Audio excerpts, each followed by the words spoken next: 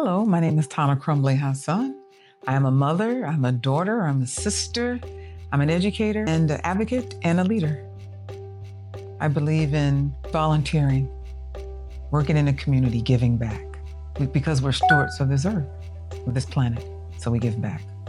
Besides it makes me feel good and things of that nature, but we give back to this planet, we give back to our community, and we make it a better place. You know, in movies, you always look at the heroine, the hero, or the heroine. I never thought of myself as a heroine. I never wanted that. I never wanted to be the first, never wanted to be the last, but I didn't want to be the first. I just wanted to be that person that makes a difference. I wanted to be that person that you will remember. Out of the whole movie, you will remember that one individual in that movie that tried to bridge everyone together. What kind of things or advice would you give her at that stage?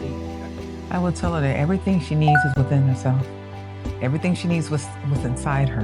Don't get caught up on outside influences, materialistic things. Yes, it's nice to have beautiful things of that nature, but don't get caught up on the material world. Don't get caught up on pleasing people and trying to have friends. Be yourself, be authentically yourself. Have confidence in yourself. Know that you're beautiful. Know that you are loved. And that's all you need.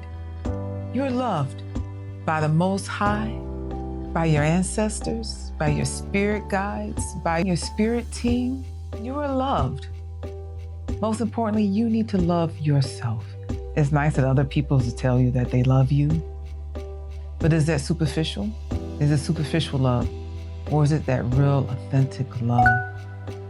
That love that's giving, that's caring, that's kind, that'll be there when you need it. So that's what I would tell her. Why does she need to hear that? Maybe growing up in the environment that I did, coming from Chicago, born in the early 70s, raised in the 80s. Girls didn't get that. We always had to be, pleasing people. Especially when it comes to having a husband or a man, just get some type of man, a milkman, a garbage man, as long as he's a man, a half a man, it doesn't matter. And so women had to be these nurturers and caregivers, and you care about other people, but you don't care about yourself. And also I'm the oldest. So being the oldest, that was a lot of responsibility, that you care for your younger siblings. You had to be that role model. It was like, I'm trying to be a role model to you, but I'm trying to know myself. I'm trying to find myself, and who am I? So as far as sibling is concerned, I am the oldest daughter from my mother's children. I have a brother from my mother who's almost 2 years younger than me, and then my sister's about almost 6 years younger than me. Now, I am the oldest daughter from my father's side. I have an older brother who's 6 years older than me, and then let's go back. From the first wife, my father had 4 wives, and so my oldest brother from the first wife is 6 years older than me. I'm from the second. The third wife died, unfortunately, in child labor. And then the fourth wife, she had 3 children. So I'm the oldest. What does that mean to you? That's a lot. So sometimes it's anxiety, because to be the oldest, will come to you for advice and guidance. And you're thinking to yourself, can I give you proper guidance? Can I give you this advice? But I'm still trying to figure out life myself. Do I have this wisdom? Am I this Yoda? I like sci-fi. Can I be this Yoda, wise magician, and give you advice? Can I snap my fingers and make everything okay? So that's why it was important to me. So it's like a feeling of you coming to me, do I even have the answers, right? A lot of times I felt like I didn't have the answers. A lot of times I don't know what to say. I can identify with Moshe. I'm Jewish, so instead of Moses, we say Moshe. Moshe had a stuttering problem. He had a speech impediment, and I had that growing up. I had a speech impediment. I didn't, and when you do have a speech impediment, you have an accent. So children used to say that I had an accent when I was growing up. Obviously, it's gone now, but just finding the right words to say and pronouncing the words and getting what's in my head articulated and out of my head and out so you can hear it, so you can to not only hear it, to understand it, to listen to it, So I never felt that I had that capability. Perfect. That goes into my next question. Growing up, that thought process, with the world being what it is right now, why now? Imagine stepping into a therapy session, feeling unsure and overwhelmed. But what if you could walk in with confidence and a clear mind? At the Eudaimonia Project, we bridge the gap between uncertainty and empowerment, providing tools and guidance to help individuals make the most of their journey. Inspired by the challenges many face when seeking mental health support, we set out to create a space where preparation meets progress. We understand that the first step into therapy, it can be daunting. That's why we offer essential prep work through workshops, support groups, and educational resources. Our services are designed to empower you. From interactive workshops and support groups to comprehensive resources, we ensure that you're ready for every step of your therapeutic journey. Join us at the Eudaimonia Project. Together, we can transform uncertainty into confidence and make a lasting impact on your mental health journey. Let's bridge the gap to a brighter future.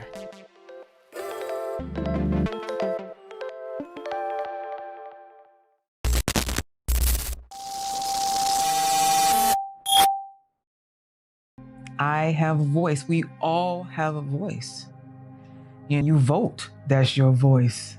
Freedom. Freedom isn't free, and you use your voice to speak out. Your throat chakra. I'm into the chakra, the different chakras. The throat chakra, I had a nodule on my throat. And I think that was my spiritually of me not being able to talk, not be able to express myself, not able to get my point across, always being told what to do, told what to say, how I should act, how I should behave. You shouldn't do this, Tana. You shouldn't do that, Tana. And you felt stifled, like someone was holding you back, confining me. And to this day, I don't like people telling me what to do. So that's why I have to speak out. No one should ever have control of someone telling them that they're not worthy, that you got to listen to someone else because they're better than you. Their opinions are better than yours. They have more degrees, more well-known, well-liked, or elitist. If you make you feel that you're not worthy, then there's a such thing as class as well.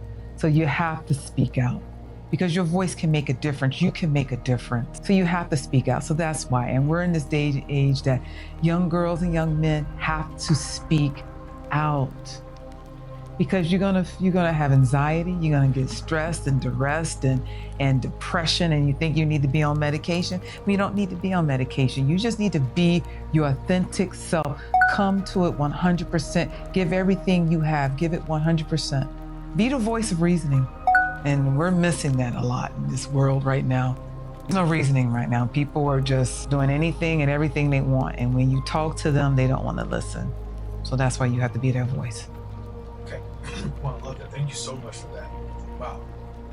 We talked about mentoring and mentorship and we're manifesting right here, right? Two together, my name. I want you to manifest. You have all of the mentees that you could imagine, all of the ones that you know that you're supposed to be helping. They exist. They're watching you right now. What is today's message to those girls, those women, those mentees? You can manifest anything you want. You can be anything you want. I don't like saying the sky's the limit because that's nonsense because you're limiting yourself to the sky.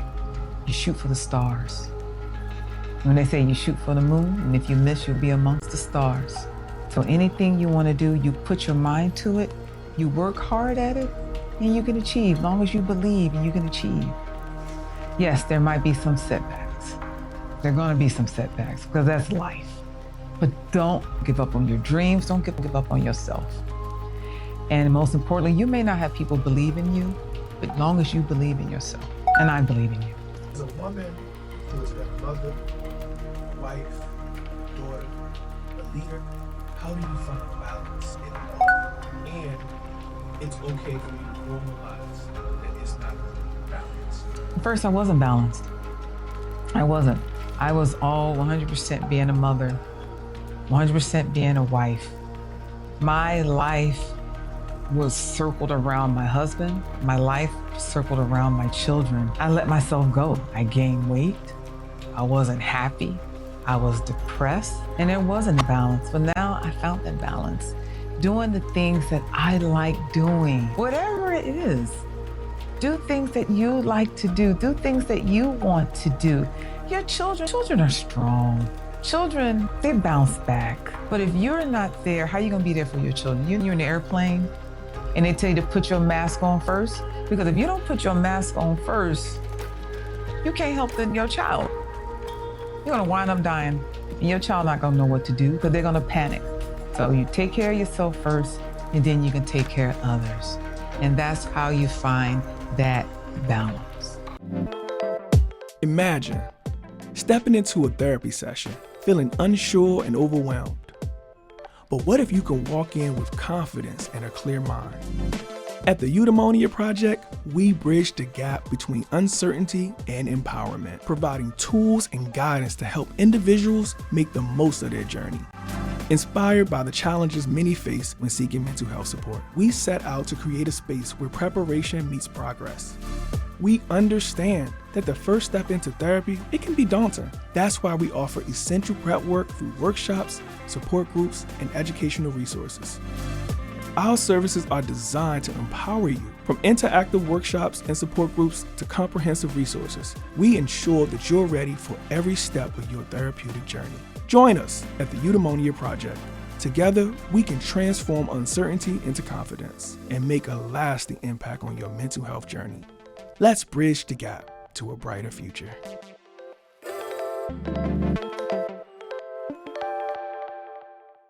All right, so if you are in a crisis moment and you need to be talked down, a person can come at you and say, out of all the places that you want to be in the world, where would you want to be at now? Where exactly in time would you want to be that things was that turning point for you that made you feel that you're in this moment that you are in now? What moment in time, what place would you go to that can calm you, that would ease you, that would ease your pain, that would not make you feel that you are in the place that you are in, that you lost hope? Where's the moment in time where you lost hope? And if you can go back to that place, can you turn back the clock of time, the sands of time? Where's that moment in your life that you needed someone to come to you and say that they gave you a kind word, a spoken word, gave you a message, gave you inspiration, gave you courage? Where's that moment in time that you would have been open to listen to someone? Because maybe there wasn't ever a point in time that you would have had to listen to someone. But where's that moment in time that you have been open-minded to change, to be inspired? So go back to that moment in time. You can close your eyes and feel the wind and feel the breeze on you and listen to nature. Listen to the animals. Listen to dogs barking. Listen to or feel the sun on you. Was there a moment in time? Was it a season in time? Was it a particular smell? Was it food that you ate? Where was that moment in time that you felt comfortable within yourself? That you had that moment, that aha moment that you would have changed, that you could have changed. Go back to that time. Count backwards. Close your eyes. And try to live in that moment. And then fast forward to the present, still being in that moment. Remember, time is not linear. Time is circular, past, present, and future. So go back into the past where you felt that you needed that change and you could have changed. Instead of reliving the negative aspect of it, you transmute that pain and you fast forward to the present. Now that pain has been transmuted. You've taken all the negative out of it and you try to make it positive. You learn something from it. And so now you're here at the present and you're moving forward and you let go of the anxiety. You let go of the stress. You let go of the woulda, shoulda, coulda. You let go of not being loved and not being cared for. You let go of that moment where you are finally at peace. A question that No, but I see. I don't know. I want to be curious. What am I sensing? What's happening? What's that? Ascension. I want to ascend to a higher consciousness. I want to be to a place where I'm unbothered. I don't want to, first of all, I don't watch the news, but I might turn it on because you need to know what's the main topics of the day, what's going on around the world. But I want to get to a place where I'm unbothered, where I can hear something crazy and it won't faze me. That I'll be in that Zen moment, that my whole life will be of Zen. That I'm trying to obtain a higher consciousness, that I'll have intellectual intelligence, and that I will be at peace. And peace not meaning in little bitty pieces, because we got to be careful of the words we say. Peace meaning tranquility, but with myself and with others, and knowing that it's all right, Tana, everything will be okay.